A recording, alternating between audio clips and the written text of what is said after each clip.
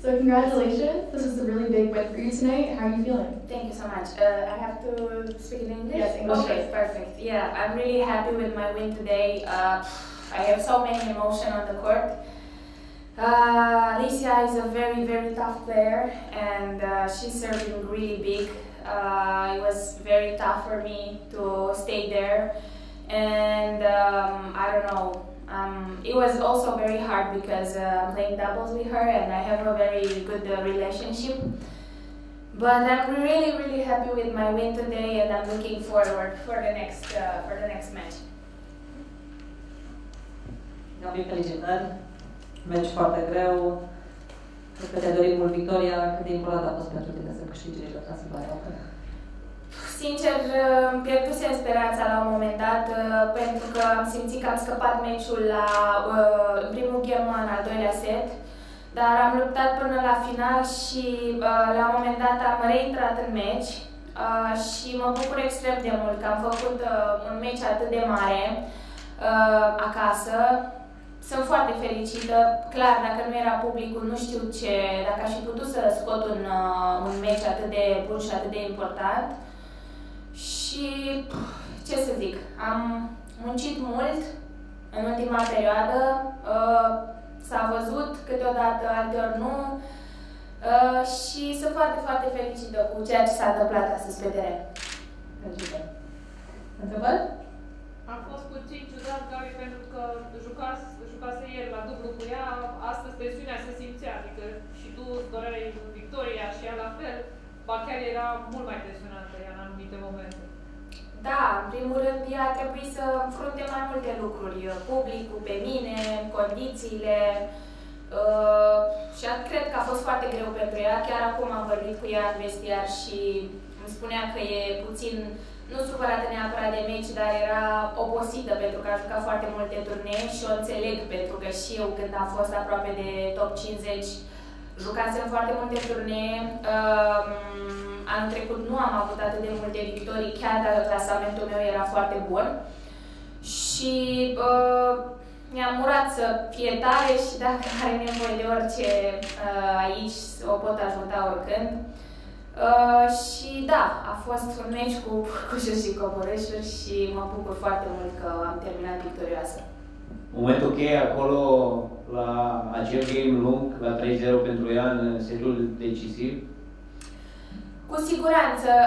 Chiar la 3-0 mi-au venit cuvintele lui Nadal în cap, care el mereu spune că luptă pentru fiecare punct și până la urmă la 3-0 m-am detașat puțin de tot ce se întâmpla în momentul ăla, pentru că simțeam că mi-a scăpat meciul printre degete. Publicul, chiar dacă era alături de mine, cumva la un moment dat, pentru că meciul era de favoarea mea, simțeam cumva că ar pune presiune pe mine, pentru că nu găseam deloc ritmul. Dar am încercat să mă focusez pe fiecare punct și cred că asta a fost cheia succesului. Urmează meciul cu Ana Bondar, adversar pe care am întâlnit o singură dată și ai o victorie. Te-ai pregătit într-un mod special pentru ea sau? N-am avut timp nici să mă gândesc la meciul de azi, sincer. Am nevoie de puțin odihnă, pentru că vin după un turneu destul de lung și în Portugalia. Am jucat semifinală săptămâna trecută și am nevoie de puțin odihnă.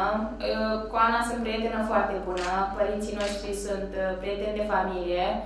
O cunosc foarte bine pe ea și ea la fel. Deci va fi un meci interesant și mă bucur să joc împotriva ei, pentru că mereu când joci cu o prietenă, chiar dacă este greu, pe de o parte, pe cealaltă simt așa că facem un meci bun împreună. Bună seara și felicitări, Gabi, în primul rând. Vreau să te întreb, anul trecut, la început de sezon, obținerea Dubai, o victorie similară după meci în acesta roller coaster contra Paului Badosa, care atunci era numărul GWTA, după o revenire fabuloasă. Ce similitudine ai avut din punct de vedere mental, comparat cu meciul de astăzi? Păi cred că a fost cam aceeași situație, nu m-am dat bătută și cred că asta mă face să câștig astfel de meciuri, lupta aceasta interioară pe care o dau în fiecare, cel puțin așa încerc, la fiecare meci să o dau cu mine. și multe meciuri le câștig din cauza ambiției și pentru că îmi doresc extrem de mult. Și da, cred că au fost foarte similare meciurile, doar că acum, chiar dacă și la Dubai a fost publicul cu mine extrem de mult, pentru că sunt foarte mulți români acolo, astăzi, clar, energia lor am simțit-o și chiar nu știu dacă aș fi putut să trec de acest meci fără ei. Salut, Gabi, felicitări! Au trecut deja 2 ani de la ultimul tău triumf într-un turneu WTA. Simți că a venit momentul să câștigi din nou trofeu, mai ales că joci acasă? E drum lung până la câștigarea trofeului. În momentul ăsta eu mă simt mult mai pregătită decât atunci. În momentul în care am câștigat primul meu trofeu, cred că nu știam exact cu ce se mănâncă sportul acesta.